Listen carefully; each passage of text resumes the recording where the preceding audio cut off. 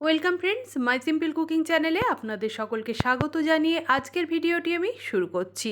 আজ আমি আপনাদের জন্য নিয়ে এসেছি গ্রিন টিকিয়া।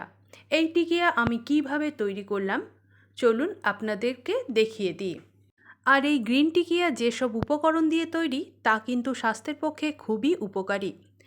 তবে চলুন দেখে নিন আমি কি কি উপকরণ দিয়ে এই গ্রিন টিকিয়া তৈরি করে নিলাম। বন্ধুরা দেখুন, গ্রিন টিকিয়া বানানোর জন্য এখানে আমি 3 ধরনের পাতা নিয়েছি। এটা হলো থানকুনি পাতা, সকলেই চেনেন। সেই থানকুনি পাতাগুলো আমি একটা একটা করে নিয়ে নেব, তবে সব থানকুনি পাতাগুলো নেব না। নিয়েছি ধনে পাতা, আর এখানে রয়েছে পুদিনা পাতা। পুদিনা পাতার পরিমাণটা একটু বেশি রাখতে হবে, কারণ এই পুদিনা পাতার ফ্লেভারটাতেই কিন্তু ভালো লাগবে সেই গ্রিন টিকিয়া খেতে। এখন আমি থানকুনি পাতাগুলো নিয়ে নিচ্ছি। আমি শুধুমাত্র থানকুনি পাতাগুলো নেব আর থানকুনি পাতার ডাঁটাগুলো ফেলে দেব। এইভাবে থানকুনি পাতাগুলো কেটে নিচ্ছি। দেখুন, এখানে আমি কিছুটা পরিমাণ থানকুনি পাতা নিয়েছি, আর এই থানকুনি পাতাগুলো আর নেব না, রেখে দেব। এবার ধনে পাতা আর পুদিনা পাতা দুটোকেই নিয়ে নেব। তবে পুদিনা পাতা আমি সবগুলোই এখন ছাড়িয়ে নেব। আর পুদিনা পাতার মধ্যে যদি একটা দুটো ডাঁটাও চলে যায় সেক্ষেত্রে কিন্তু কোনো অসুবিধা নেই। এইভাবে পুদিনা পাতাগুলো আমি ছাড়িয়ে নিচ্ছি।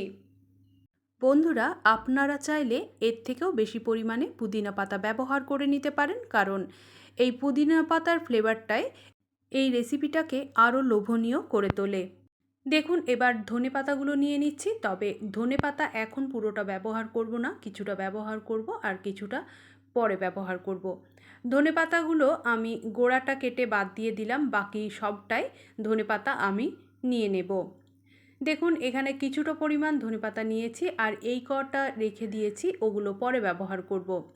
এবার ধনেপাতা, পুদিনা পাতা আর থানকুনি পাতাগুলো সবগুলোকে একসাথে ভালোভাবে ধুয়ে নেব।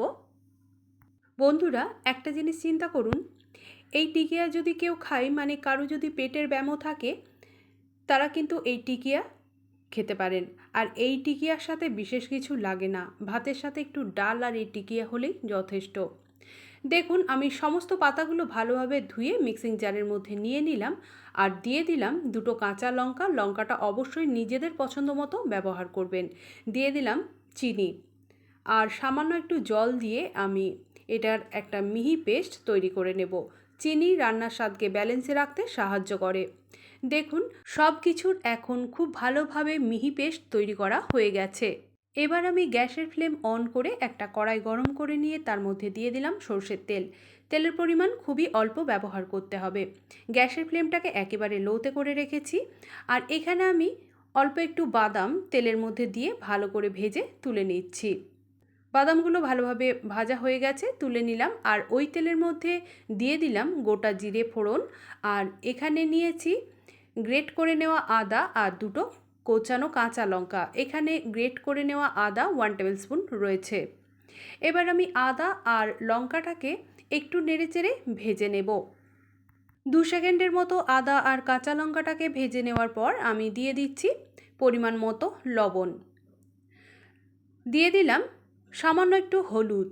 এবার লবণ আর হলুদটা দিয়ে আমি আদা আর কাঁচা লঙ্কার সাথে সব কিছু আবারও 2 সেকেন্ডের মতো নেড়েচেড়ে ভেজে নেব। ওর থেকে বেশি ভাজলে আদাটা তেতো হয়ে যাবে। এবার পেস্ট করে নেওয়া পাতাগুলো আমি ওই আদা কাঁচা লঙ্কার মধ্যে দিয়ে দেব। দেখুন, এবার দিয়ে দিচ্ছি পুদিনা, ধনে, থানকুনি পাতার পেস্ট আর সাথে লঙ্কারও পেস্ট করে নিয়েছিলাম, সবগুলোকে দিয়ে দিলাম। আর গ্যাসের ফ্লেমটা আমার লোতেই করা রয়েছে। এই সমস্ত পাতার পেস্টটা তেলের মধ্যে দিয়ে 2 থেকে 3 সেকেন্ডের মতো নাড়াচাড়া করে নিলেই হবে। দেখুন, এখানে আমি 3টে আলু সেদ্ধ করে নিয়েছি। সেই আলুগুলো আমি হাত দিয়ে ভালো করে চেপে ভেঙে নিচ্ছি। এই পাতার পেস্ট তেলের মধ্যে দিয়ে অতিরিক্ত নাড়াচাড়া করলে কিন্তু পুদিনা পাতার যে ফ্লেভারটা আছে সেই ফ্লেভারটা আর থাকবে না। আর পেস্ট করে নেওয়া পাতার রঙটা সবুজ না থেকে একটু কালচে রং ধরে যাবে। তাই পেস্ট করে নেওয়া পাতা তেলের মধ্যে দেওয়ার পর 2 থেকে 3 সেকেন্ড নাড়াচাড়া করে নিলেই হবে। দেখুন আমি এবার সেদ্ধ করে নেওয়া আলুগুলোকে হাত দিয়ে ভালোভাবে ভেঙে কড়াইয়ের মধ্যে দিয়ে দিলাম। তারপর সব কিছুর সাথে আলুটাকে আমি খুব ভালোভাবে মিশিয়ে নিচ্ছি, আর খুন্তির সাহায্যে আলুগুলো আমি যতটা সম্ভব হয় আরও ভালো করে ভেঙে নিচ্ছি। আলুটা সব কিছুর সাথে খুব ভালোভাবে মেশানো হয়ে গেছে। এবার আমি গ্যাসের ফ্লেম বন্ধ করে দিলাম। আর দেখুন আপনারা তো দেখে বুঝতেই পাচ্ছেন যে কত সুন্দর আলুর মধ্যে একটা টাইট ভাব চলে এসেছে। এবার আমি যে বাদামটা ভেজে রেখেছিলাম সেটাকে আমি হালকা করে ভেঙে নিয়ে আলুর মধ্যে দিয়ে দিলাম, আর যে ধনেপাতাগুলো একটু রেখে দিয়েছিলাম সেগুলোকে আমি কুচিয়ে দিয়ে দিলাম। বন্ধুরা, এই আলুর টাইট ভাবটা তখনই আসবে যখন আপনারা আলুটাকে সেদ্ধ করে খুব ভালোভাবে জল ঝরিয়ে নেবেন। এবার দিয়ে দিচ্ছি 1.5 চামচ চালের গুঁড়ো। এবার সব কিছুকে খুব ভালোভাবে মেখে নিতে হবে।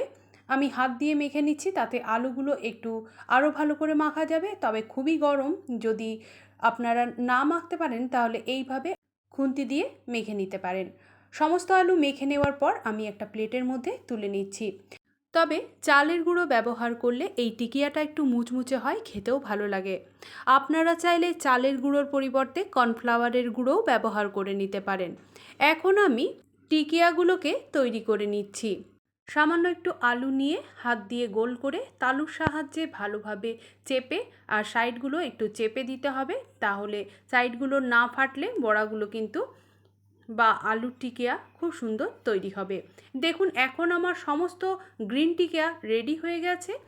আবারও আমি কড়াই গরম করে নিয়ে পরিমাণ মতো সর্ষের তেল দিয়ে দিলাম। গ্যাসের ফ্লেমটাকে লো টু মিডিয়ামে রেখে তারপর তেলের মধ্যে টিকিয়াগুলো দিয়ে আমি ভেজে নিচ্ছি।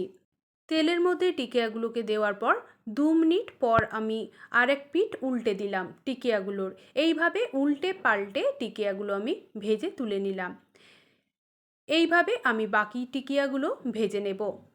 তবে তেলটা যখন ভালোভাবে গরম হবে তখনই টিকিয়াগুলো তেলের মধ্যে দেবেন। তার আগে যদি টিকিয়াগুলো তেলের মধ্যে দেন তাহলে সেই ক্ষেত্রে টিকিয়াগুলো পরে তেল থেকে তুলতে অসুবিধা হবে, টিকিয়াগুলো কড়াইয়ের মধ্যে লেগে যাবে। বন্ধুরা দেখুন, এই টিকিয়াগুলো ভাজার সময় তেলটার পরিমাণ একটু কম বলে মনে হচ্ছিল, তাই আমি আর একটু তেল অ্যাড করে দিলাম। বন্ধুরা আপনারা তো দেখেই নিলেন আমি কিভাবে গ্রিন টিকিয়া বানালাম। এই টিকিয়া কিন্তু খেতেও টেস্টি হয় আর শরীরের পক্ষেও খুব উপকারী। অবশ্যই আপনারা একবার বানিয়ে দেখুন, খুব ভালো লাগবে আপনাদেরও।